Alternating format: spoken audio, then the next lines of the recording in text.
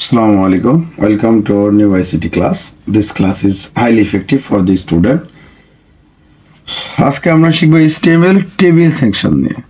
HTML যে web page design করে সেখানে টেবিল কিভাবে দেওয়া হয়। দেখো আমরা টেবিল বলতে কি বুঝি, কয়েকটা রো এবং কয়েকটা কলামের সমন্বয়। এই যে আর আর যে দাগগুলো দেওয়া হয় এগুলোকে বলা হয় রো, এগুলোকে বলা হয় রো অর্থাৎ সারি। এবং এই যে লম্বা লম্বা এইভাবে যে দাগগুলো কাটা হয় এইগুলোকে বলা হয় কলাম। তাহলে এই টেবিলে রো আছে একটা দুইটা এবং কলাম আছে এক দুই তিনটা কলাম আছে। টেবিল HTML করতে হলে অবশ্যই আমাকে বুঝতে হবে যে কোনটি টেবিলের রো এবং কোনটি টেবিলের কলাম। এই রো এবং কলাম ছাড়া কখনো একটি টেবিলের HTML করা সম্ভব হবে না, কারণ প্রতিবার তোমাকে একটি রো ধরে অঙ্ক এই HTMLটি সলভ করতে হবে। তাহলে আমরা আড়াআড়ি ভাবে যে দাগগুলো দেব সেই দাগগুলোকে বলা হয় রো। তাহলে এই দাগগুলোকে বলা হচ্ছে রো এবং খাড়া অর্থাৎ লম্বা হয়ে যে দাগটা দেওয়া আছে এই তিনটাকে বলা হচ্ছে কলাম। একটি HTML এ এই রো এবং কলামের সমন্বয়ে একটি ওয়েব পেজ ডিজাইন তৈরি করা হয়। তো এই যে একটা টেবিল আমরা HTML করব, এই টেবিলের জন্য প্রথমত আমাকে কি করতে হবে, একটি টেবিলের জন্য টেবিল বর্ডার সমান 1 এই ট্যাগটি ইউজ করতে হবে এবং অবশ্যই আগে এবং পিছনে আমাকে ইনভার্ট কমা ব্যবহার করতে হবে। এবার টেবিলের যে হেডিং, টেবিলের উপরে যদি কোনো কিছু লেখা থাকে, মনে করো যে এখানে রোল লেখা আছে, এখানে ক্লাস লেখা আছে, এই যে কোনো কিছু যদি উপরে কোনো কিছু লেখা থাকে, রোল মানে তো রোল না, রোল মানে হচ্ছে 0 এবং 1, এটা হচ্ছে রোল। এই যে উপরে যদি কোনো কিছু লেখা থাকে এটাকে বলা হয় টেবিল হেডিং। টেবিল হেডিং এর জন্য আমরা ব্যবহার করব TH ট্যাগ। এই ট্যাগগুলো সবচেয়ে বেশি গুরুত্বপূর্ণ। আমরা টেবিল হেডিং এর জন্য ব্যবহার করব TH ট্যাগ। এই যে টেবিল ডাটার জন্য আমরা ব্যবহার করব TD ট্যাগ, টেবিল ডাটার জন্য। এই যে প্রত্যেকটা রো এর জন্য আমরা ব্যবহার করব টেবিল রো অর্থাৎ কি TR ট্যাগ। যদি একটি টেবিলে অনেকগুলো রো থাকে, যেমন একটি ঘর অনেকগুলো রো নিতে পারে,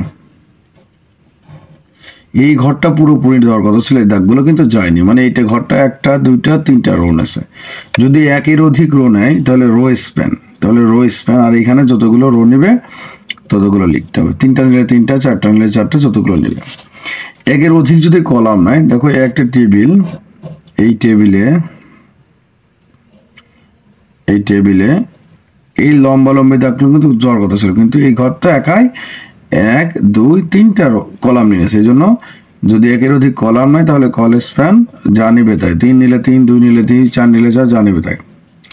তাহলে আমরা, এবং টেবিলের উপর যদি কোনো কিছু লেখা আছে, মনে করো এখানে লেখা আছে ABC কলেজ, এই যে ABC এটাকে বলা হয় ক্যাপশন।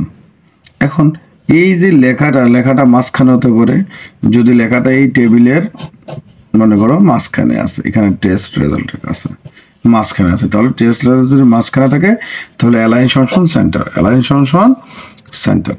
লেখাটা যদি এক পাশে থাকে, শুধুমাত্র এক পাশে থাকে, মনে করো একটা টেবিল লেখা আছে শুধুমাত্র এই সাইডে, যে যদি বাম পাশে থাকে তাহলে হচ্ছে লেফট, আর যদি এই সাইডে থাকে তাহলে রাইট। লেখাটা যদি টেবিলের ওই উপরে থাকে, একেবারে উপরে থাকে, তাহলে টপ। এজন্য অবশ্যই অ্যালাইন নামক একটি সিনট্যাক্স ব্যবহার করতে হবে।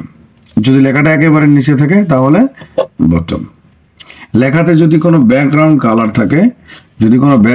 থাকে, তাহলে BG কালারটির নাম, রেড, ইয়েলো, ব্লু, যা থাকবে তাই। লেখাগুলো কালার করতে হয় তাহলে ফন্ট কালার, এখানে যে কালার থাকবে সেই কালারের নাম, রেড থাকলে রেড, ব্লু থাকলে ব্লু, যা থাকবে তাই। এবং লেখাটির যদি ফন্ট সাইজ করতে বলে, লেখাটির যদি ফন্ট ল্যাঙ্গুয়েজ অর্থাৎ কি ফন্টস বলতে পারছে কি বাংলা না ইংলিশ না হিন্দি না উর্দু, তাহলে ফন্ট ফেস, আর এখানে সেই হচ্ছে যে ভাষা লিখবো সেটার হচ্ছে ট্যাগ।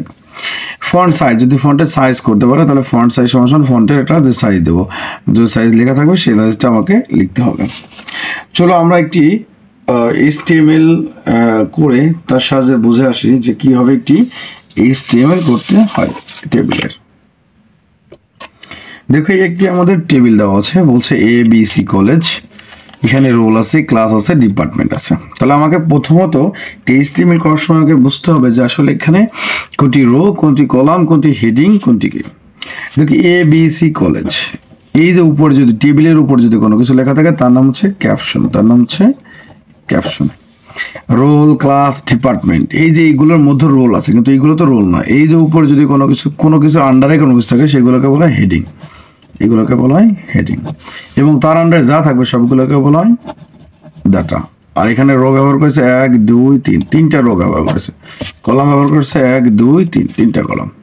দেখো এটাকে যদি আমরা HTML কনভার্ট করি তাহলে আমরা প্রথমত বলছিলাম যে HTML শুরু করব, HTML শুরু, তারপরে বডি শুরু। অবশ্যই প্রত্যেকটা HTML বডি লিখতে হবে। টেবিলের এবার আমরা দেখবো টেবিলের উপরে কিছু লেখা গেছে, অবশ্যই আছে। কি লেখা আছে? ABC college. যদি এমন থাকে তাহলে এখানে লিখতে হয় ক্যাপশন ট্যাগ, কেন উপরে কোনো কিছু থাকলে তার জন্য ক্যাপশন লিখতে হবে। কি যা আছে তাই ABC কলেজ। শুধুমাত্র HTML বডি এখানে শুরু করতে হবে এবং সবার শেষ করতে হবে। বাদ বাকি যা শুরু করবো তাই শেষ করব। ক্যাপশন শুরু করছি, ক্যাপশনটা শেষ। এবার দেখো, এবার আমরা প্রত্যেকটা রো শুরু করবো। এখন টেবিলের ভিতরে যাবো। টেবিল করতে হলে আমরা বলছিলাম যদি একটি টেবিল করতে হয় তাহলে অবশ্যই লিখতে হয় টেবিল বর্ডার সমান 1। এবার আমরা যখন একটি রো, প্রত্যেকটা রো নিয়ে কাজ করবো। প্রথমে ফার্স্ট রো, তারপর সেকেন্ড রো, তারপর থার্ড রো। রো শুরু করার জন্য আমাকে কি করতে হবে? টিআর ট্যাগ দিয়ে শুরু করতে হবে। আমরা বলছিলাম টেবিল রোর জন্য টিআর ট্যাগ। এবার উপরে আমরা বলছিলাম রোল, ক্লাস, ডিপার্টমেন্ট, এগুলোকে বলা হয় হেডিং, এগুলোকে বলা হয় হেডিং। হেডিং এর জন্য আমরা ব্যবহার করব টিএইচ ট্যাগ। দেখো প্রথমে লেখা আছে রোল, যা শুরু করব তা শেষ করে দেবো সাথে সাথে। আবার টিএইচ ট্যাগ, দেখো ক্লাস, টিএইচ শেষ, দেখো শেষ। এরপরে আমাদের আবার টিএইচ শুরু, ডিপার্টমেন্ট, টিএইচ ট্যাগ শেষ। এখন আমার একটা রো দেখো শেষ হয়ে গেছে টোটালি। যখন একটা রো শেষ হয়ে গেছে তখন আমি কি করব? ওই রোটা শেষ করে দিব, টিআর শেষ। এরপরে পরে যে রো সে রোর জন্য আমি আবার টিআর শুরু করব। এবার দেখো এগুলোকে আমরা বলছিলাম যে এর ভিতরে যা আছে সবগুলো ডাটা। ডাটার জন্য আমরা বলছিলাম কি এই যে 01 ডাটা, বিবি ডাটা, একটা লাইন এইভাবে যেতে হবে, কখনো এইভাবে আঁকা যাবে তো কলাম আকারে আঁকার জন্য রো আকারে যেতে হবে। এবার তাহলে টিটি 01 টিডি শেষ, টিডি দেখো বিবিএ লিখবো, টিটি শেষ। যা লেখা থাকবে সেই হবে। বড় হাতের অক্ষর থাকলে বড় হাতের অক্ষরে, ছোট হাতের অক্ষর থাকলে ছোট হাতের অক্ষরে। তবে অবশ্যই ট্যাগগুলো ছোট হাতের অক্ষর লিখতে হবে। এবার আছে অ্যাকাউন্টিং, অ্যাকাউন্টিং। যখন লেখা অ্যাকাউন্টিং শেষ তখন আমরা টিডি শেষ করছি। দেখো আমাদের অ্যাকাউন্টিং এর পর এই রোটাও শেষ। তাহলে রোটা যদি শেষ হয় তাহলে আমরা এখানে কি করব? টিআরটা শেষ করে দেব।